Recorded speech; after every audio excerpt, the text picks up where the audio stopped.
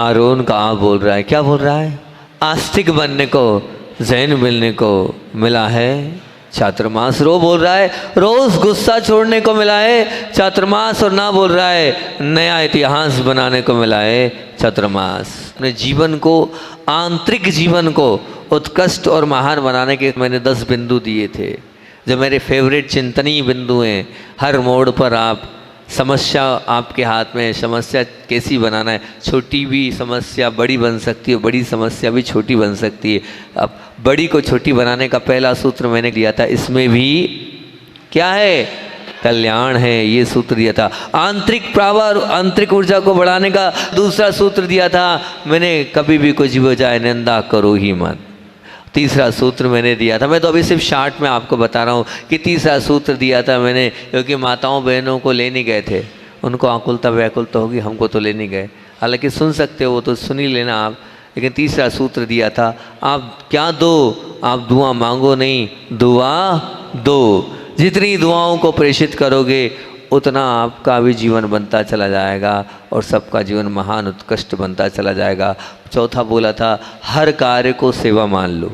बस कार्य तो कर रहे हो आप, लेकिन उस कार्य में एक बस एक बीज, एक इतना चिंतन डाल दो, सेवा, कोई अपेक्षा नहीं, कोई क्या चाहिए मुझे उस चाहिए की भावना नहीं, मेरा हर कार्य सेवा हो जाएगा। तो कहीं से लेके कहीं तक रिटर्न की इच्छा नहीं होगी, तो निश्चित रूप से पुण्य का शतिशय पुण्य अपने आप बढ़ता चला जाएगा।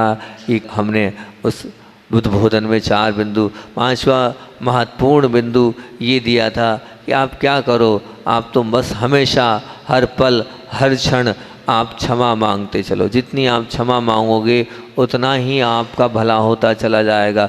जो सॉरी बोलता है और जो सॉरी बोलकर सबको अपने हृदय में विराजमान कर लेता है, इस पर बोला था। और क्या बोला था? अगला एक और बिंदु बोला था कि हम जो जान रहे हैं, हम जो देख रहे हैं, हम जो बोल रहे हैं, वो मोबाइल है। उस मोबाइल का हमें बहुत अच्छे से ध्यान रखना, उसमें ऐसा कुछ भी जाने देखे नहीं, बोले नहीं, जिससे हमारे परिणामों में कालुस्ता आए।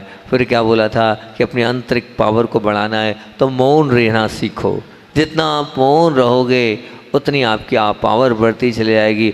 और बोला था, क्या बोला था कि ध्यान आपके जीवन, मेडिटेशन होना चाहिए। उस मेडिटेशन को लेके मैंने बात बोली थी कि जितना आप ध्यान करोगे उतनी आपकी आंतरिक पावर, उतनी की आंतरिक ऊर्जा बढ़ती चले जाएगी। अपनी ऊर्जा को बढ़ाना है। और फिर एक बिंदु दिया था कि आप अगर सच्चे धर्मात्मा हो तो आपके जीवन में सत्य आना चाहिए। अगर आपका जीवन सत्य से प्रारंभ है तो निश्चित रूप से आप सत्य के लिए लड़ो, सत्य के लिए खड़े हो और सत्य के लिए अपने प्राण भी दे दोगे तो आपका जीवन बहुत अच्छा बन जाएगा। बहुत अच्छे से इन 8-10 बिंदुओं को हमने वहाँ पर रखा था। ये जरूरी नहीं कि उनके लिए रखा था, सबके लिए रखा था। आप लोग भी उसको सुन सकते हो, उस प्रवचन को, राष्ट्रीय स्वयं सेवक संघ के संबोधन वाले प्रवचन को, ताकि आप लोग के अंदर भी कुछ अच्छा ही आ जाए, कुछ हमारा जीवन उत्कृष्ट और महान बन जाए।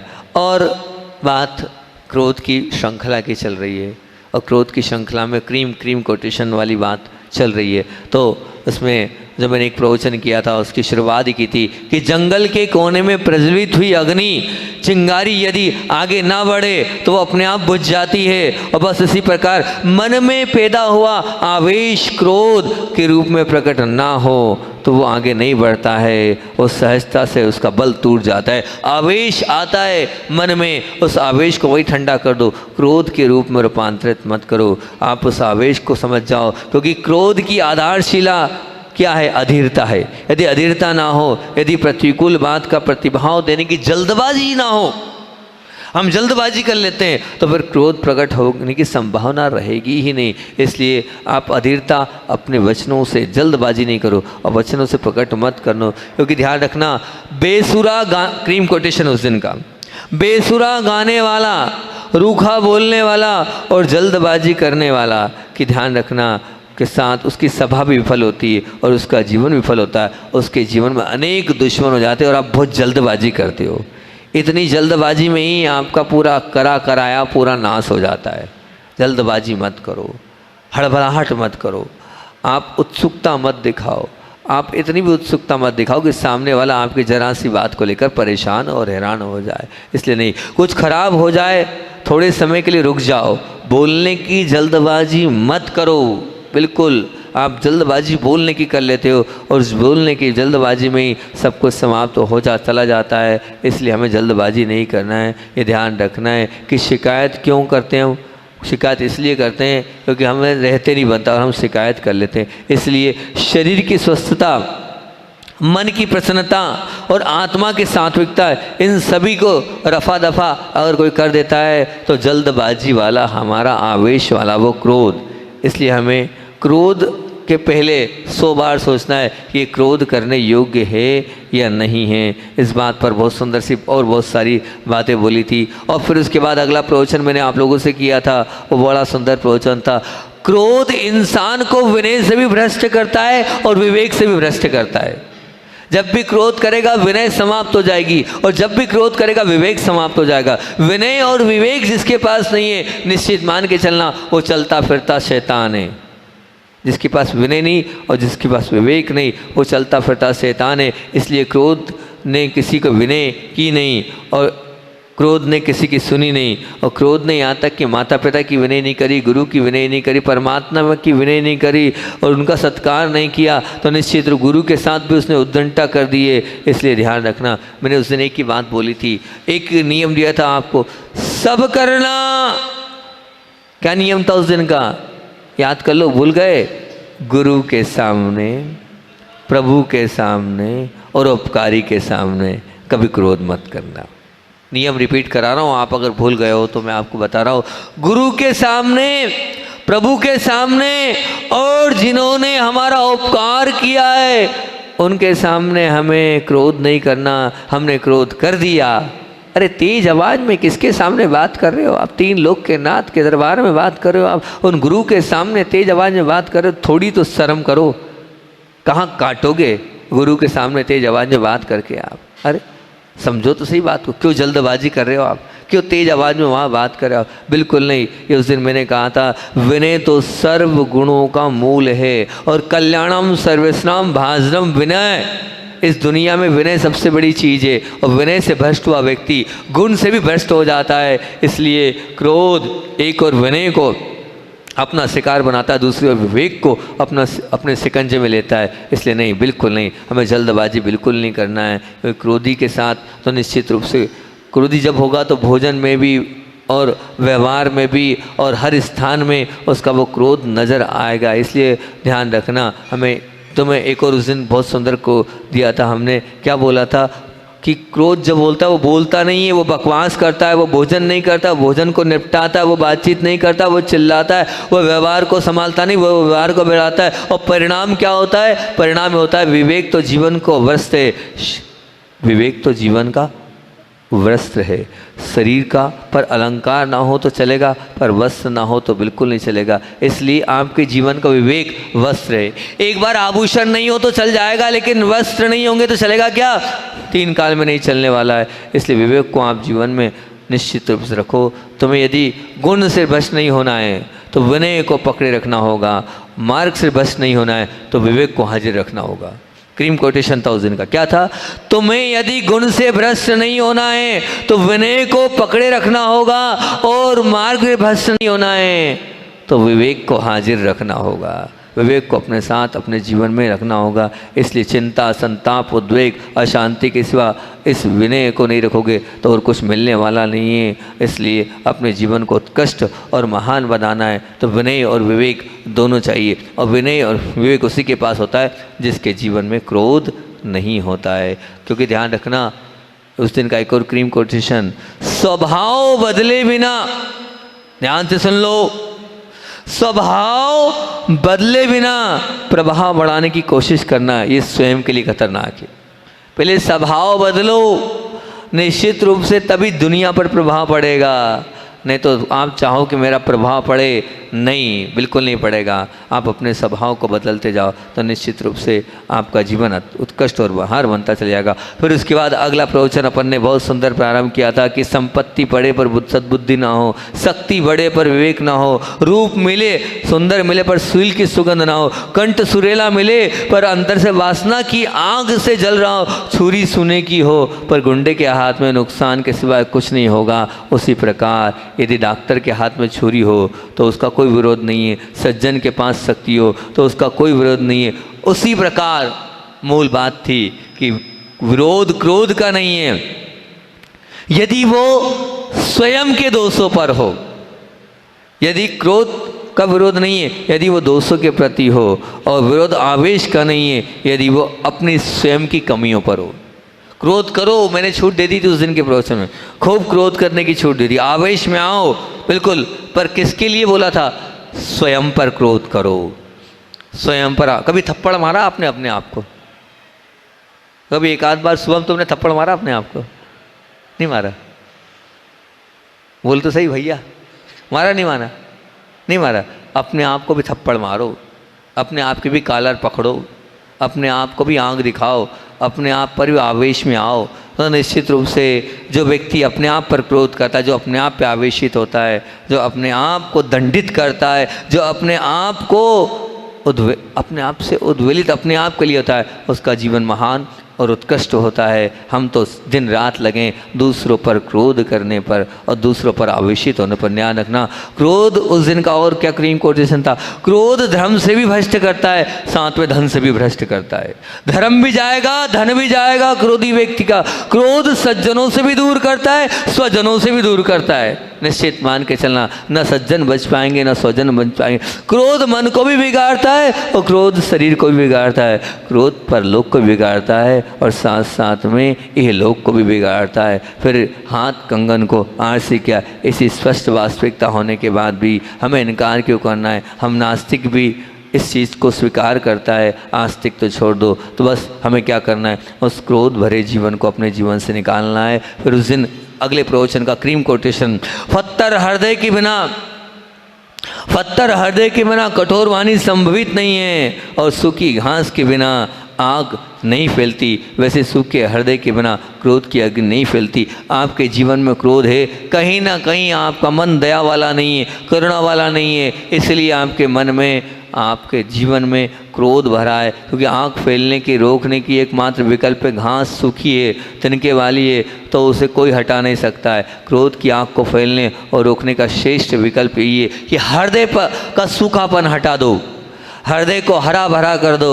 निश्चित रूप से जब भी आग लगती है तो तुरंत लग जाएगी सूखी घास में, जो हरी घास है उसमें आग ना लगी है और ना लग पाएगी। और इसी प्रकार से आपका मन अगर क्रोधित है तो निश्चित रूप से आपके मन में सूखी हृदय वाली घास उगी हुई है, उस घास को नहीं, आपके मन में हरियाली वाली घास लगा लो। क्योंकि अत्यंत सूखे रेगिस्तान को हरियाली से व्याप्त करने की सफलता प्राप्त करना सरल है, लेकिन शुष्क हृदय को वात्सल्य से भिगो देने की सफलता प्राप्त करना बहुत कठिन है। इसलिए आपको कुछ नहीं करना है, अपने मन को अगर मान लीजिए कहीं सूखापन है, उस सूखापन को आप हटा दो और उसमें गीलापन ले आओगे तो निश्चित रूप से आपका जीवन उत्कृष्ट बन जाएगा, महान बन जाएगा। और अगला प्रवचन हमने किया था क्या, जो क्रोध करता है वही अपराधी है। बहुत सुंदर प्रवचन था, मेरा फेवरेट प्रवचन था ये, कि जो क्रोध करता है वही अपराधी है, क्रोध को का निमित्त देने वाला नहीं। इस बात को स्वीकार नहीं करना है, बिल्कुल नहीं।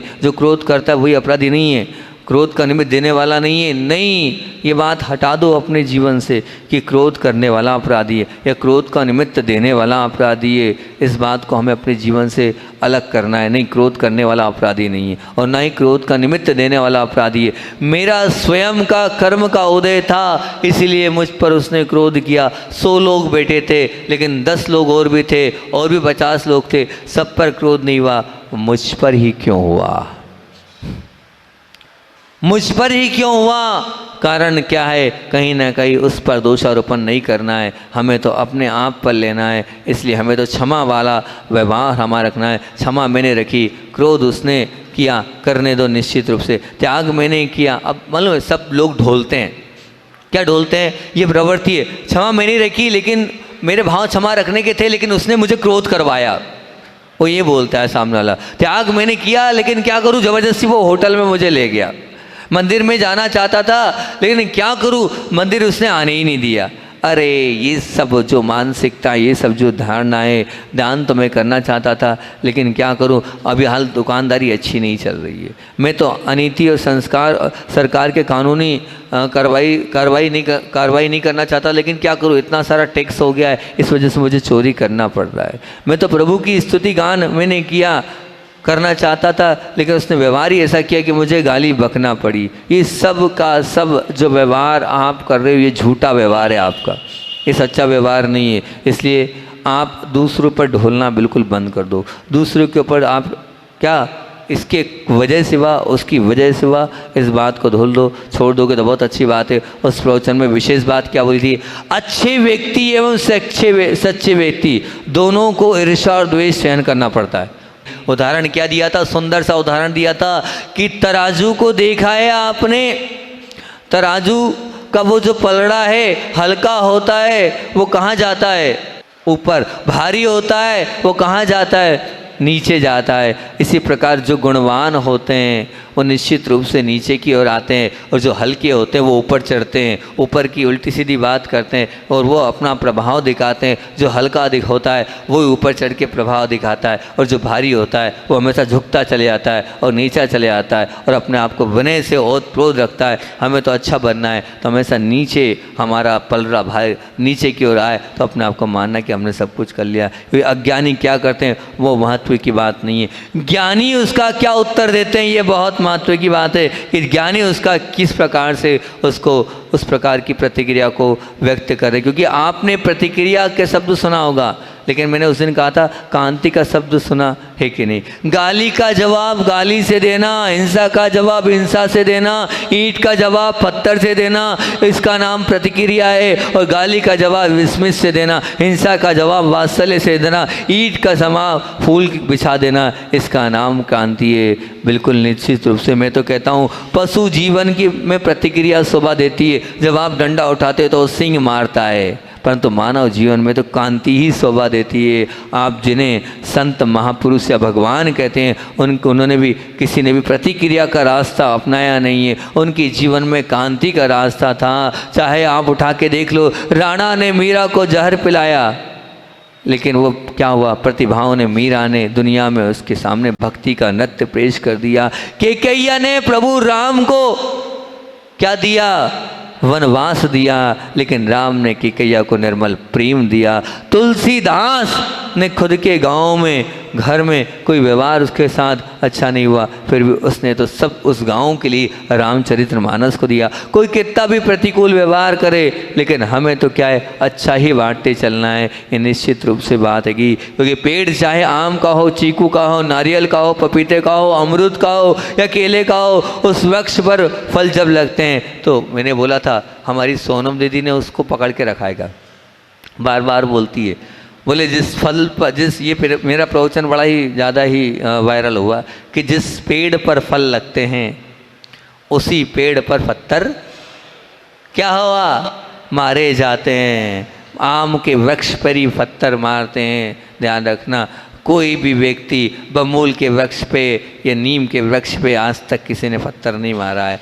आम को तोड़ने के लिए दुनिया तरसती है, मीठा आम सब चाहती है। तो निश्चित रूप से आपकी अगर आपको कोई चिल्ला रहा है, आपको कोई डांट रहा है, आपको उल्टा सीधा बोल रहा है, आप अच्छा कर रहे हो, उसके बाद भी आपके लिए प्रतिक्रिया हो रही है, तो निश्चित मानना कि आपके अंदर बहुत सारे फल लगे हैं, तभी तो दुनिया आपको मान रही है। इसलिए मानने दो, जितने पत्थर लगेंगे उतने ही आप मजबूत बनते चले जाओगे। पत्थरों को सहन करते चलो, वो घाव भी हो जाएंगे, उन घाव पर भी आप तो बस मात्र वात्सल्य का मलहम फेरते चले जाओगे, तो आपका भी जीवन महान बन जाएगा और सामने वाले का जीवन महान बन जाएगा। इसलिए व्यक्ति चाहे कोई भी हो, गरीब हो, श्रीमंत हो, संत हो, सज्जन हो, वैराग्यवान हो, भगवान हो, अज्ञानी वर्ग परेशान करता आया है, करता रहेगा।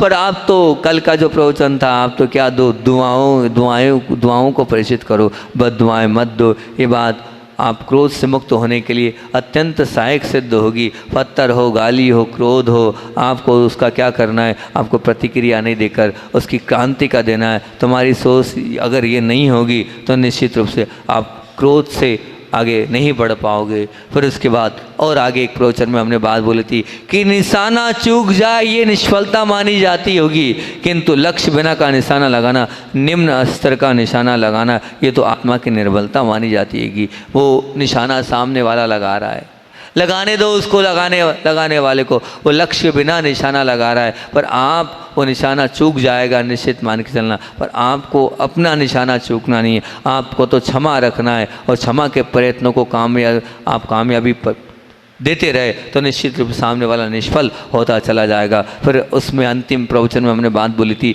पराजय के कारण गिनाने वाले सेनापति को उस पद से, उस अधिकार से हटा दिया जाता है। आपने सेना को हराया है, आप त्याग पत्र दो, आप सेनापति बनने के अधिकारी नहीं हो। बहुत सुंदर बात बोली थी मैंने, आपके कारण हम चुनाव हारे हैं, आप अध्यक्ष पद का त्याग दो। बहुत बार देखा आएगा जो लोग बीजेपी कांग्रेस हार जाती है तो अपना अध्यक्ष पद छोड़ देते हैं। आपकी अध्यक्षता में हम जीते नहीं हैं, हम हारे हैं, आप उस हार को का सेरा अपने, वो मुकुट अपने पर पहनो और स्वीकार करो। इसी प्रकार उस समय हमने बोला था, क्रोधित बनने के कारण गिनाने वाले व्यक्ति को धर्मी के रूप में अपने आप को प्रतिष्ठित करने का कोई अधिकार नहीं है। अगर वो धर्मात्मा है और क्रोध कर रहा है तो निश्चित वो हार गया है। जैसे सेनापति को हम बाहर कर देते हैं, उसी प्रकार आप धर्म के इस युद्ध में हार गए हो, आपको धार्मिक बनने का कोई अधिकार नहीं है। आपके ऊपर से वो चेहरा, वो मुकुट उतार देना चाहिए जैसे सेनापति को उतार दिया जाता है। इसलिए निश्चित मान के चलना कि अगर हमारे माध्यम से क्रोध हो गया है, उस क्रोध को हमें अपनी हार स्वीकार मानकर और अपने आप को आपको ये कहना चाहिए कि हाँ मैं धर्मात्मा नहीं हूँ। क्या उस दिन क्या बोला था, याद भूल गए? क्या बोलोगे आप? मैं अधर्मात्मा हूँ। जब भी क्रोध करोगे तो क्या बोलोगे? मैं अधर्मात्मा हूँ, मैं धर्म के इस युद्ध में हार गया हूँ। क्योंकि धर्मात्मा व्यक्ति क्रोध नहीं करता है, धर्मात्मा व्यक्ति उद्वेलित नहीं होता है, धर्मात्मा व्यक्ति किसी प्रकार से कसायों से अपने जीवन को नहीं जीता। ये बात, और अंत में आपसे क्या बात बोली थी इस प्रवचन में, बहुत सुंदर सी एक घड़ी का उदाहरण दिया था, याद नहीं है, भूल गए? याद है? घड़ी के कांटे का, कि अपने हाथ में घड़ी है, वो सेकंड का कांटा मिनट के कांटे को धक्का देता है, और मिनट का कांटा घंटे के कांटे को धक्का देता है, और फिर उसके बाद यदि सेकंड का कांटा रुक जाता है तो घड़ी रुक जाती है। और दूसरी बात, सेकंड का कांटा 60 बार घूमता है तब मिनट का कांटा 1 बार घूमता है, और मिनट का कांटा 60 बार घूमता है तो घंटे का कांटा 1 बार घूमता है। बस इतना सा ही, यही हकीकत हमने बताई थी आपकी, कि सेकंड के कांटे जैसा मन है, और मिनट के कांटे जैसा वचन है, और घंटे के कांटे जैसी हमारी काया है। इसलिए मन को सेकंड विचार चलने वाले के बाद वो विचार वचन के रूप में प्रकट होता है, और वचन अनेकों बार जब चलता है तो उसके शब्द उच्चारण के बाद काया में प्रवृत्त होता है। इसलिए हमें, यदि तुम सेकंड के कांटे रूपी अपने मन को काबू में कर लोगे तो निश्चित वो फिर मिनट में भी नहीं बदलेगा, और फिर मिनट के बाद वो घंटे में भी नहीं आएगा। इसलिए क्रोध के पहले अपने मन पर कंट्रोल कर लो, आप मन को मोड़ लो आप, और मन को आपने मोड़ लिया तो मिनट में भी नहीं बदलेगा और घंटे में भी नहीं आएगा। तो हमें मन को सम्यक दिशा प्रदान करना है, और मन को सम्यक दिशा प्रदान करने के लिए मैंने आपको तरीका बताया था कि आप अगर मन को कंट्रोल में करना चाहते हो, बार बार अपने मन को शुभ उपयोग में रखो, बार बार गुरुओं की वाणी से जोड़ो, बार बार अपने मन में सद्विचार लाओ। और फिर मैंने आपको तरीका भी दिया था, मैंने जो तरीका आपको बताया था, क्या बताया था कि जब भी क्रोध आ जाए तो इस स्थान पर क्या करना है? ओम ओम, अरे बोलो ना, इतना सिखाया, ओम आहा नमा, ओम आहा नमा, ओम आहा नमा करना। और कल परसों एक और नया बीजाक्षर आपको बता दिया था, ओम सम नमा, ओम सम नमा, शक्कर का सा, ओम सम नमा, ओम सम नमा दाहिनी पसली के ऊपर, अल्टीमेट बीजाक्षर। कितना भी क्रोध होगा तुरंत शांत हो जाएगा, आप तुरंत अपने आप में आ जाओगे। इतना पावरफुल ये जो 2 बीजाक्षर है, मानना मैं बार बार ध्यान में रोज बोलता हूँ, मेरा फेवरेट बीजाक्षर, मेरा फेवरेट बीजाक्षर। मैं इसलिए बोलता हूँ क्योंकि मैं फेवरेट क्यों बोलता हूँ, क्योंकि जिसको मैंने प्रयोग किया है और जिससे मुझे फ़ायदा मिला है उसको तो फेवरेट बोलूँगा, मन से थोड़ी फेवरेट बोल दूंगा मैं। सैकड़ों बार ओम अहन आहा का प्रयोग करा है, कितना भी मन उद्वेलित हो, कितना भी मन व्यथित हो, ओम अहन अमा मतलब ज़्यादा से ज़्यादा 5 मिनट, क्योंकि मैं गिनता नहीं हूँ तो इसलिए ये नहीं कह सकता हूँ झूठ। मैंने एक बार सोचा मैं बोल देता हूँ 21 बार 25 बार, लेकिन आज तक मैंने कभी गिना ही नहीं है 21 और 25। अब मैंने कहा समय बोलूँगा, क्योंकि मैं मुनि हूँ और मुनि के मुख से मिथ्या वचन नहीं निकलना चाहिए। वास्तविकता में मैं गिनती नहीं करता हूँ, आप लोगों को भले गिनती करा देता हूँ। मैंने आज तक कभी भी तब कल्याणक के इन बीजाक्षरों की गिनती नहीं करी कि भैया 9 बार 21 बार, जितना मन लगा उतना। अब वो मन अगर किसी बीजाक्षर में आधा घंटा लगे तो आधा घंटा लग जाता है, 1 घंटा लगा तो 1 घंटा लग जाता है, और हो सकता है 1 बार 2 बार में आगे बढ़ जाता हूँ। कभी कभी ऐसा भी होता है कि 2 बार से ज़्यादा इच्छा नहीं होती। तो मैंने देखा 2 मिनट 3 मिनट 5 मिनट ओम आह नमः ओम अहम नमः, या 1 मिनट भी ओम आह नमः किया, मन शांत। पावरफुल बीजाक्षर सच में, ओम आह नमः और ओम शम नमः। इनको आप निश्चित रूप से करते चले जाओगे तो आपका वो गुस्सा, वो आपका क्रोध, वो आपकी उद्वेलना शांत होते चले जाएगी। ये उस दिन मैंने आपको एक मेरिकल, एक जादू आपको दिया था। अब आप लोग प्रयोग कर रहे हो नहीं कर रहे हो मुझे तो नहीं मालूम, आपने कितना प्रयोग किया मुझे तो नहीं मालूम, लेकिन आप अपने जीवन में इसको प्रयोग करते चले जाओगे तो निश्चित रूप से आपका जीवन महान भी बनता चले जाएगा और आपका जीवन उत्कृष्ट भी बनता चला जाएगा। घड़ी में पूरे आधे घंटे होने जा रहे हैं, आगे भी अभी अपने को और प्रवचन करना है, प्रवचन है अभी, और कल परसों तक 2-3 दिन और लगेंगे। आपको लग रहा है अच्छा नहीं लग रहा है, क्रीम की यहीं ख़त्म कर दें, अच्छा लग रहा है ना? 2-3 दिन और लगेंगे इस क्रोध की श्रृंखला को। और आचार्य श्री का संस्मरण बहुत दिन से नहीं हुआ, आज निश्चित कर अपनी बात को मैं विराम देता हूँ। लंबी दिन 2-3-4 दिन हो गए गुरुदेव का संस्मरण नहीं कर पा रहा हूँ। हालांकि मैं तो जितनी बात बोलता हूँ ना, ध्यान रखना, मेरी एक एक बात, एक एक शब्द गुरु का ही है, गुरु के द्वारा दिया ही होगा, मेरे मन से मैं कुछ बोलता ही नहीं हूँ, ये निश्चित मान के चलना। तो एक बार आचार्य भगवान के पास एक भाई ने अपनी बात रखी, बोले समझ में नहीं आता आचार्य श्री जी, ये आजकल तो इतनी सारी बहनें आए जा रही है, और आप भी ऐसे हो कि सबको व्रत दिए जा रहे हो, हमें समझ में नहीं आता इतनी भीड़ क्यों लगा रहे हो। अरे और टेंशन का ही तो काम है, एक व्यक्ति तो संभलता नहीं है, एक संस्था तो संभलती नहीं है, और आप संस्थाओं मतलब देखो कितना व्यक्ति की हिम्मत देखो, ताकत देखो कि गुरुदेव को समझा लेता है गुरुदेव से वो इस प्रकार की बात कर लेते हैं। थे नाम नहीं ले रहा हूँ, नहीं तो जरा से मैं नाम लूँगा तो बात वहाँ तक पहुँच जाएगी। एक ब्रह्मचारी जी ने इतनी बात करी, आचार्य श्री मुस्कुराए और मैं खुद नीचे हो गया कि क्या बोल रही है यहाँ पर। तो आचार्य श्री ने बहुत अच्छी बात उस समय बोली थी, कल मुझे वो बात लगी जब मुझसे लोग ये बोल रहे थे, महाराज जी आप हैरान परेशान नहीं होता, इतनी फाइल, इतनी सारी फाइल के बाद एक शब्द आज लोगों ने क्या बोलने लगे, एक और फाइल के बाद एक और शब्द क्या है, हाँ इतनी सारी फिल्म रहती है आपके सामने, फाइल और फिल्म, इतने सारे लोग आते हैं जाते हैं। तो मुझे कल वो आचार्य श्री की बात याद आ गई। आचार्य श्री जी ने यही कहा था उस समय उन भैया जी से, अन्यथा शरणम नास्ति। क्या कहा था? अन्यथा शरणम नास्ति। ऐसा लोग कहकर अगर मान लो गुरु और देवशास्त्र गुरु के चरण में आ रहे हैं तो क्या बाधा है भैया। अगर शरण में आकर उनका भला हो रहा है, उनका कल्याण हो रहा है, उनके दुख दूर हो रहे हैं, उनकी पीड़ाएं समाप्त हो रही है, उनके कष्ट जा रहे हैं, तो मेरा क्या जाता है। मेरे पास भीड़ नहीं लग रही है, निश्चित मान के चलना। ये तो किसके पास भीड़ लग रही है? प्रभु और गुरु को। मैं कुछ कर नहीं रहा हूँ, सब प्रभु और गुरु करते चले जा रहे हैं, इसलिए भीड़ नहीं है। वो तो अपना कल्याण करने आए, वो अपना कल्याण करते चले जा रहे हैं, उसको भीड़ नहीं मान रहा हूँ। मैं तो श्रद्धा मान रहा हूँ, आस्था मान रहा हूँ। जो आ सकता है आए और लाभ ले और अपना कल्याण करे तो सबका ही उसमें भला होगा। उसको ये मत मानना कि भीड़ लग रही है, बल्कि उन्होंने क्या कहा था, अन्यथा शरणम नास्ति। अन्य स्थान पर नहीं जा रहा है, वो किसके शरण में आ रहा है? गुरु के शरण में और प्रभु के शरण में आ रहा है। सभी लोग इस प्रभु और गुरु की शरण से जुड़ रहे, इसी भावना से बोलिए आचार्य भगवंत विद्यासागर जी महामुनि राज की जय।